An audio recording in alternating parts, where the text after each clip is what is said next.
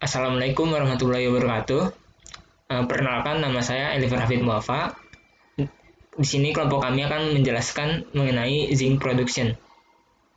Nah, yang pertama-tama, saya akan memperkenalkan nama-nama dari kelompok kami, yaitu ada Muhammad Abdul Rofi, Muhammad Fadil, Yas Naila, Muhammad Ikramullah, dan Dewi Kusuma. Nah, selanjutnya, itu ada outline-nya. Yang pertama itu mineral zinc, selanjutnya pengolahan mineral, kemudian roasting, RLI proses, retort proses, imperial smelting proses, reaksi oksidasi zinc sulfat, sifat karakteristik slag, dan yang terakhir yaitu kesimpulan. Seng atau zinc atau timah adalah unsur kimia dengan lambang kimia Zn, bernomor atom 30 dan massa atom relatif 65,39. Ia merupakan unsur pertama golongan 12 pada tabel periodik. Beberapa sifat kimia seng mirip dengan magnesium atau Mg. Hal ini dikarenakan kedua unsur ini memiliki ukuran yang hampir sama. Selain itu, kedua juga memiliki keadaan isotop plus 2. Seng merupakan unsur paling melimpah ke 24 di kerak bumi yang memiliki 5 isotop stabil. Biji seng yang paling banyak ditambang adalah sphalerite atau zinc sulfida. Umumnya di alam zinc pada mineral sulfide dalam bentuk sphalerite atau ZNS atau zinc blend. Metode ekstraksi yang umumnya digunakan adalah untuk memproduksi zinc adalah elektrolisis dan smelting. Metode ini memerlukan penghilangan sulfur dengan mengoksidasi mineral berdasarkan reaksi ZNS plus 1,5 O2 menjadi ZNO plus SO2. Hampir 90% Zn teroksidasi menjadi zinc oxide saat proses roasting. Sisanya akan bereaksi dengan besi membentuk zinc ferrite. Byproduct dari proses ini merupakan SO2, kemudian dimanfaatkan untuk menghasilkan asam sulfat. Pengolahan mineral atau dalam pengertian lebih luas lagi biasa disebut dengan pengolahan bahan galian atau mineral dressing dan atau juga bisa disebut mineral beneficiation adalah proses pemisahan mineral berharga atau mineral biji atau ore mineral dari mineral tak berharga atau pengotor atau geng mineral yang dilakukan secara mekanis. Untuk menghasilkan produk yang kaya dengan mineral berharga atau biasa disebut dengan konsentrat dan tailing, yaitu produk yang pada dasarnya terdiri dari mineral tak berharga. Skematik pengolahan mineral biji secara umum dapat ditunjukkan seperti gambar di samping, yaitu umpan atau biji melewati pengolahan. Dari pengolahan akan menghasilkan dua, yaitu ada konsentrat yang disebut mineral berharga dan tailing yang bisa disebut juga dengan geng. Proses pemisahan dilakukan secara mekanis dengan memanfaatkan perbedaan sifat-sifat fisik mineral yang akan dipisah. Adapun sifat-sifat fisik yang dimiliki oleh mineral adalah sifat kemagnetan, kelistrikan atau konduktivitas, density, sifat permukaan, tekstur, dan warna. Beberapa bahan galian dalam pemanfaatannya tidak selalu melulu memerlukan pemisahan. Bahan galian industri dalam pemanfaatannya hanya melalui proses pengecilan ukuran dan pengayakan. Namun untuk biji-biji yang berkadar rendah, misal biji besi berkadar Fe 40%, biji besi tersebut harus melalui proses pemisahan untuk meningkatkan kadar Fe agar sesuai dengan persyaratan proses ekstraksi. Assalamualaikum warahmatullahi wabarakatuh. Nama saya Muhammad Fadil dengan NPM 333416888 ingin menceritakan presentasinya. Apa itu roasting? Roasting adalah proses metalurgi yang melibatkan reaksi gas-gas padat dan pada suhu tinggi dengan tujuan untuk memurnikan komponen logam. Roasting memiliki macam-macam jenis. Yang pertama adalah oxidizing roast, lalu yang kedua sulfidizing roast, yang ketiga reducing roast, dan yang keempat chloridizing roast. Roasting dan kalsinasi memiliki perbedaan. Berikut adalah contoh perbedaannya. Yang pertama, kalsinasi melibatkan dekomposisi termal dari biji karbonat. Lalu, selama proses kalsinasi, uap air dikeluarkan dari biji. Yang ketiga, karbon dioksida diberikan pada saat proses kalsinasi. Perbedaan dari roasting adalah roasting sebagian besar dilakukan untuk mineral sulfid. Lalu, saat proses roasting, senyawa toksik atau yang tidak berguna seperti logam dan asam dapat dilepaskan. Contoh dari alat roasting bisa dilihat dari gambar berikut. Gambar berikut merupakan multiple heart roasting. Multiple heart roasting adalah salah satu contoh alat untuk proses roasting. Kekurangan dari alat ini adalah proses roasting berjalan lambat dan gas tidak cocok untuk produksi H2SO4. Assalamualaikum warahmatullahi wabarakatuh. Saya Muhammad Ikramullah. Di sini saya akan memaparkan proses produksi zinc secara hidrometalurgi. Proses hidrometalurgi menyumbang 86% produksi zinc di dunia. Adapun proses yang saya maksud yaitu roasting, leaching, electrowinning proses atau disingkat RLE. Pada tahapan pertama yaitu roasting. Sebelumnya tahapan ini telah dijelaskan oleh saudara Fadil. Tahapan roasting bertujuan untuk mengubah zinc sulfida menjadi zinc oxide sehingga dapat diproses pada tahapan leaching.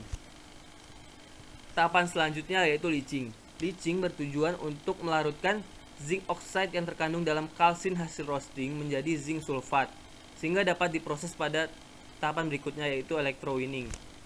Leaching memiliki beberapa tahapan yang berfungsi untuk memaksimalkan recovery zinc dan meminimalkan kontaminasi besi pada larutan leaching sehingga menghasilkan residu berupa jarosit, geotit, hematit, dan parageotit. Tahapan selanjutnya yaitu solution purification. Tahapan ini bertujuan untuk memurnikan larutan dengan menghilangkan pengotor yang berbahaya bagi proses berikutnya yaitu electrowinning dengan menggunakan cementation secara 3 tahap.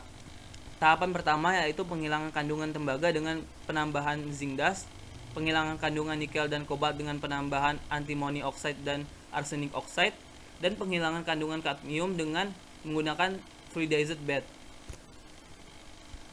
Hasil dari residu solution purification menghasilkan cake yang dapat diproses pada smelter. Tahapan berikutnya yaitu electrowinning. Electrowinning bertujuan untuk memperoleh kembali zinc hasil dari larutan yang dimurnikan. Prosesnya dengan melewatkan arus listrik pada larutan dalam serangkaian sel. Hal ini menyebabkan zinc mengendap pada katoda yang berupa aluminium dan oksida terbentuk pada anoda. Setiap 24 hingga 72 jam, zinc yang mengendap pada katoda dilepaskan. Zinc yang dihasilkan pada proses electrowinning ini menghasilkan kadar 99,99%. Tahapan berikutnya setelah proses electrowinning yaitu peleburan pada tungku induksi dan pengecoran yang menghasilkan produk berupa slab dan ingot. Itulah yang dapat saya sampaikan. Berikutnya akan dilanjutkan oleh rekan saya. Perkenalkan, nama saya Dewi Kusuma. Di sini saya akan memaparkan proses produksi zinc secara pirometalurgi. Pirometalurgi merupakan proses pemurnian atau ekstraksi logam yang dilakukan pada temperatur tinggi. Pirometalurgi ini ada 2 proses, yaitu retort proses dan imperial smelting proses. Di sini saya akan membahas tentang retort proses. Apa itu retort proses? Proses retort dapat menghasilkan logam zinc dengan mereduksi zinc oksida dengan karbon dan dengan mengkondensasi uap zinc yang dihasilkan.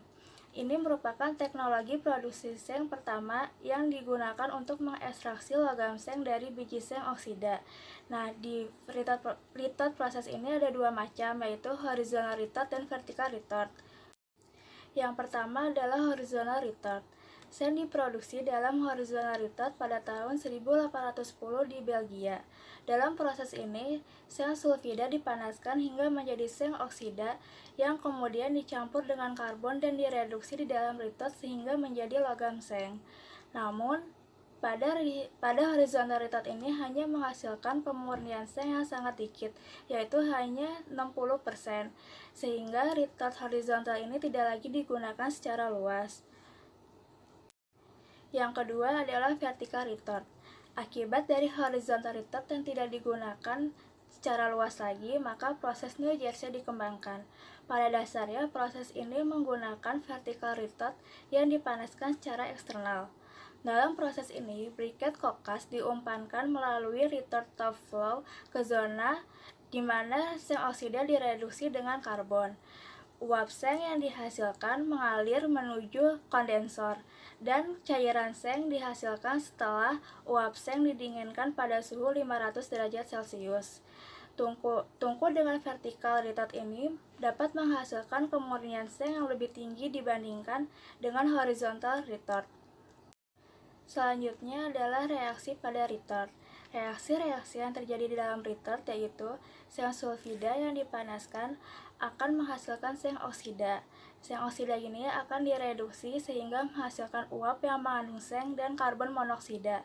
Uap yang mengandung seng ini akan dikondensasi sehingga menghasilkan seng dalam bentuk cair. Saya Tiasnaila Adhaisya dengan NPM 3334180015. Di sini saya akan melanjutkan mengenai pyrometallurgical process, yaitu imperial smelting process. Sebelumnya, kalian tahu gak sih apa itu imperial smelting process? Oke, proses ini dikembangkan oleh National Smelting Company di Inggris untuk meningkatkan produksi, meningkatkan efisiensi, dan mengurangi biaya tenaga kerja serta pemeliharaan. LJDRH mengusulkan menggunakan semprotan tetesan timah cair untuk dengan cepat mendinginkan dan menyerap uap seng, meskipun konsentrasi tinggi karbon dioksida. Selanjutnya, ini merupakan skematik dari imperial smelting process. Dapat kita lihat bahwa prosesnya dimulai dengan mengisi sinter padat dan memanaskan kokas pada bagian atas blast furnace. Kemudian, udara yang dipanaskan dengan suhu dalam kisaran 1073 sampai 1273 Kelvin atau setara dengan 800 hingga 1000 derajat Celcius ditiup ke bagian bawah tungku atau tuyer. Lalu, uap seng dan sulfida keluar melalui bagian atas dan masuk ke dalam kondensor. Kemudian, terak dan timah dikumpulkan di bagian bawah tungku dan dipisahkan secara teratur. Selanjutnya, seng dilepaskan dari uap dalam kondensor melalui timbal cair. Kemudian, seng cair dipisahkan dari timah hitam di sirkuit pendingin. Nah, selanjutnya ini merupakan reaksi kimia yang ada pada imperial smelting process. Seperti yang kita ketahui bahwa biji Zn berasal dari ZnS yang mengandung sulfit. Untuk menghilangkan sulfit tersebut, kita perlu melakukan proses oksidasi. Nah, proses oksidasi ini terjadi karena pembakaran kokas, di mana ZNO direduksi oleh gas O2 hasil pembakaran kokas supaya didapatkan produk akhir yaitu Zn. Selanjutnya, ini merupakan kelemahan dari imperial smelting process. Yang pertama, membutuhkan sinter dan kokas. Yang kedua, pengoperasian mesin sintering rumit dan sulit dikendalikan. Yang ketiga, panas oksidasi eksotermik hanya digunakan untuk memanaskan bahan pakan, selebihnya terbuang.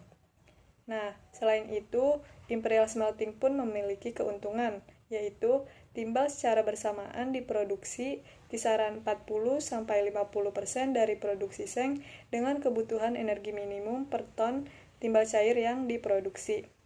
Sekian yang dapat saya sampaikan, selebihnya akan dilanjutkan oleh rekan saya. Reaksi oksidasi zinc sulfat.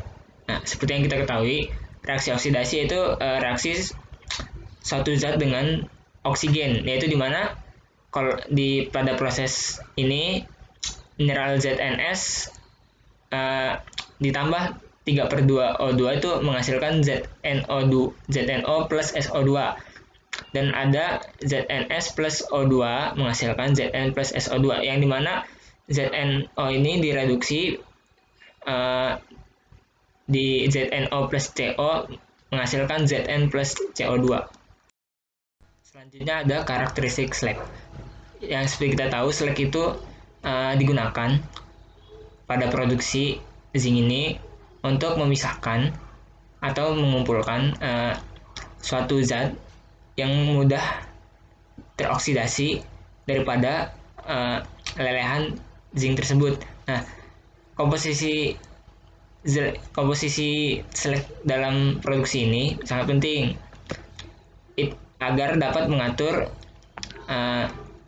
titik leleh dari slag tersebut.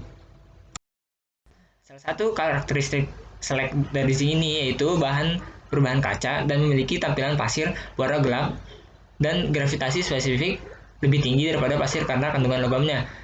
Selanjutnya, sifat slag dapat diklasifikasikan sebagai asam atau basa tergantung rasio kandungan SiO2 dan CaO, di mana jika SiO itu berarti asam, di mana asam akan mengakibatkan viskositas lebih tinggi, sedangkan slag basa menghasilkan viskositas yang lebih rendah tetapi menghasilkan lingkungan yang lebih korosif.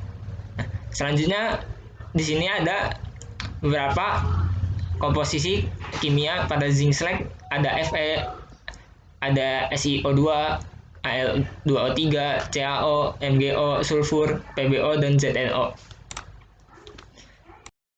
Selanjutnya ada diagram Turner zinc, di mana terdiri dari Fe2O3, ZnO, dan PbO plus CaO SiO2. Selanjutnya ada pengaplikasian zinc. Nah, zinc ini biasanya secara luas digunakan sebagai protective coating untuk baja karena ketahanannya terhadap korosi dengan membentuk lapisan basic zinc carbonate layer. Nah, zinc juga banyak digunakan dalam paduan seperti brass.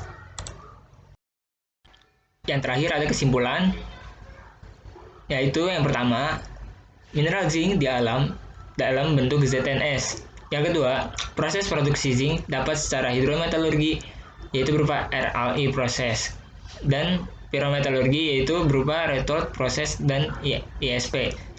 Yang terakhir, karakteristik slag yang dihasilkan terbentuk pada temperatur 1350 derajat Celcius. Berikut pertanyaan yang berhubungan dengan video dari kelompok kita. Nah, terima kasih atas perhatiannya. Kurang lebihnya mohon maaf. Wassalamualaikum warahmatullahi wabarakatuh.